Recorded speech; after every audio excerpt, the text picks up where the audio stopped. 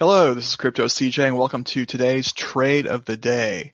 Today, I'm going to talk about your basic 1-2-3 dip, classic strategy, and how I got a little greedy today and how that cost me some time and some profit. So let's go to the iCoin Pro Buddy Coin Crawler.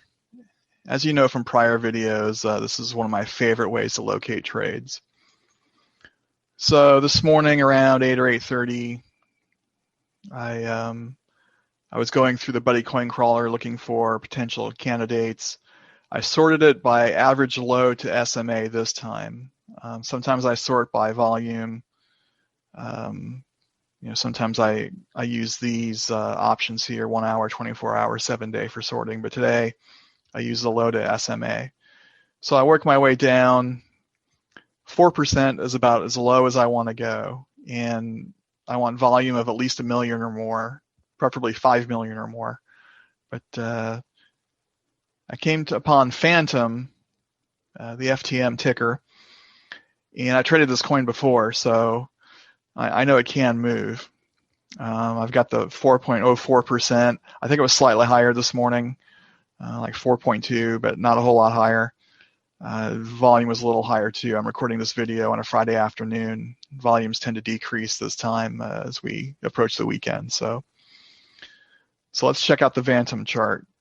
As you know, I can use this drop-down menu to get to it, but I've got one that I've marked up already. So over here on Fantom, on the 5-minute chart, it's around 8:30 when I see I've got a 1-2-3 dip about to form. I've got a solid one dip. I've got the squeeze here, and it's bubbling out. And so I've got a dip here, another dip here.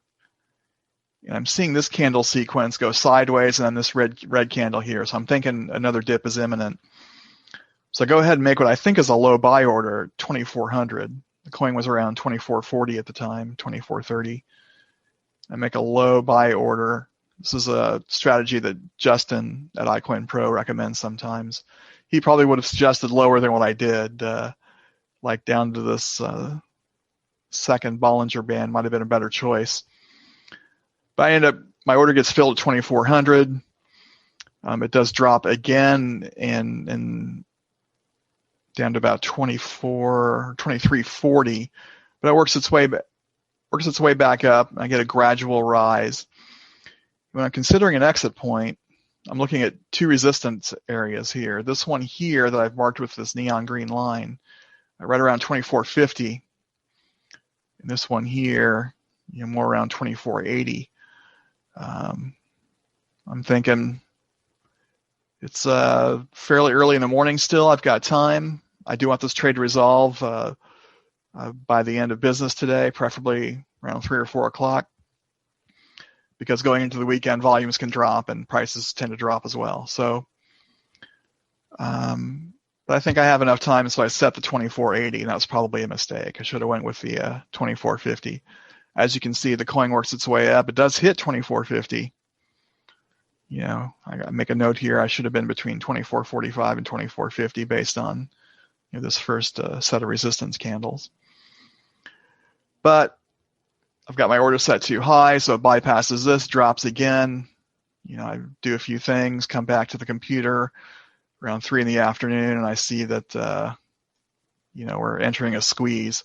Once a coin goes into a squeeze, it can do anything. It can, pop up or go into another dip sequence. If it goes into another dip sequence, I may have to ladder buy or wait a few days to get out. So I want to get out now. I go ahead and set a quick sell order for 2429, which fills a few minutes later, just before 4 o'clock. I've got a profit at 1.208%. Not a bad profit, certainly better than a loss, but had I been a little more conservative, set this 2445 to 2450, I would have had probably an additional 0.5 to 0.8%. I probably should have calculated that, but I didn't. Well, actually, I can do it now. So it would have been from about here to here, another full, 0.88%. Would have nearly doubled my profit. So that's the lesson of the day. be careful in choosing your exit points, especially on Fridays. So that's really all I have. Have a good weekend, happy trading, and I'll see you next time. Bye.